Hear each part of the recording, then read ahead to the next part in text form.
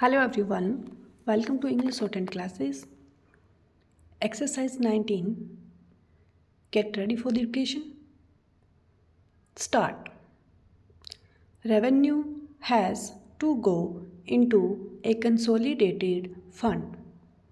That is the mandate of Article 266 of the Constitution. It has to either go into the Consolidated Fund of India or the Consolidated Fund of a state. It cannot go nowhere, and I am afraid the draft amendment circulated leaves this question unanswered. I can understand the problem that you faced. I think, to the best of my understanding, the problem was how to avoid double counting. But I think there was a more elegant way of dealing with the problem of double counting. I think the draft is clumsy. Maybe it can't be rectified at this stage when we are in the final stages of debating the bill. But I would just add a word of caution that the drafting in this respect is rather clumsy. The second issue was, I think, an issue that could have resolved in 5 minutes. How can you, in a destination based tax, have a retrograde provision like some states being allowed to impose an additional 1%? What is the rationale of a GST?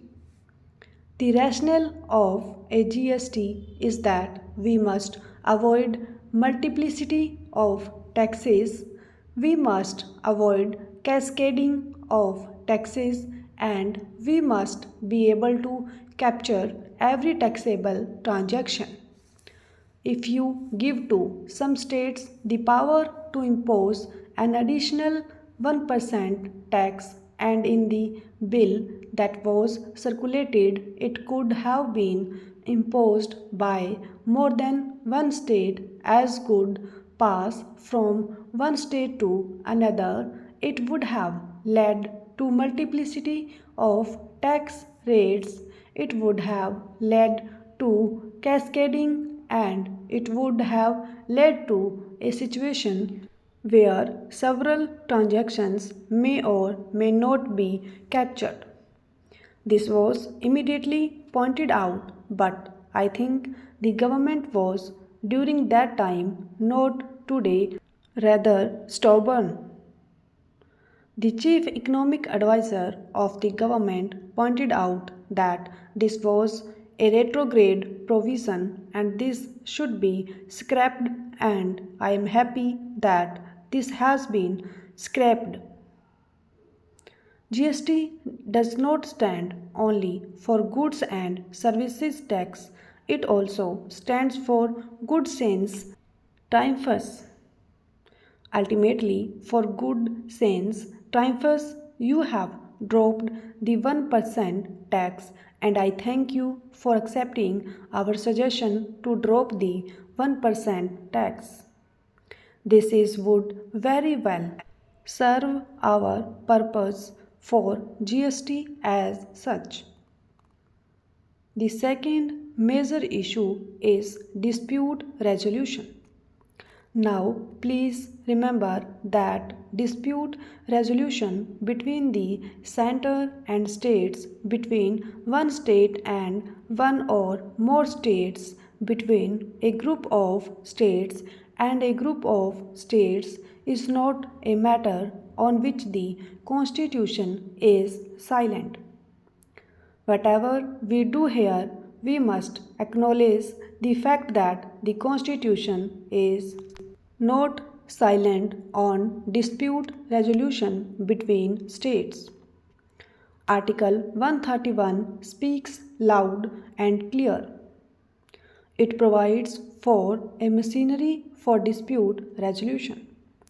Nothing that we do here can derogate from Article 131 unless you amend Article 131, and that is not what we are doing today, which is why the bill introduced by the Finance Minister in 2011 laid out a clear provision for dispute resolution called the Dispute Resolution Authority and recognized that dispute resolution is an exercise of judicial power. Just as the government is jealous of guarding its executive power, just as we in Parliament are jealous of guarding our legislative power, the judges of this country are jealous about guarding their judicial power. Time and again, the judges have said if you encroach upon our judicial power, we will strike it down. I still maintain that the provision introduced by the Finance Minister was the best provision, or clearly a much better provision than the provision introduced in the present bill. The draft circulated was very deficient. I did not even require the GST Council to establish a mechanism. It says may lay down the modalities and in discussions with us, and I believe discussions with other parties, it was pointed out to the government that this is hopelessly deficient. You must oblige the GST Council to set up a dispute resolution authority, and it must be set up with back date. A mechanism cannot be set up after the dispute arises. That is the difference between rule of law and rule by law. In a country governed by rule of law, the dispute resolution authority is known to everybody even before a dispute arises, so that you know if a dispute arises, you go there. If you set up the machinery after the dispute, that is not rule of law, that is, show me the person and I will show you the rule. I am glad that some strengthening has been done to this provision. I would still urge the Finance Minister, if he is inclined to do that, to strengthen it during the course of this debate. He can move an official amendment. I would still urge him to say that the clause amendment number 7 to clause 12 can be strengthened. Stop.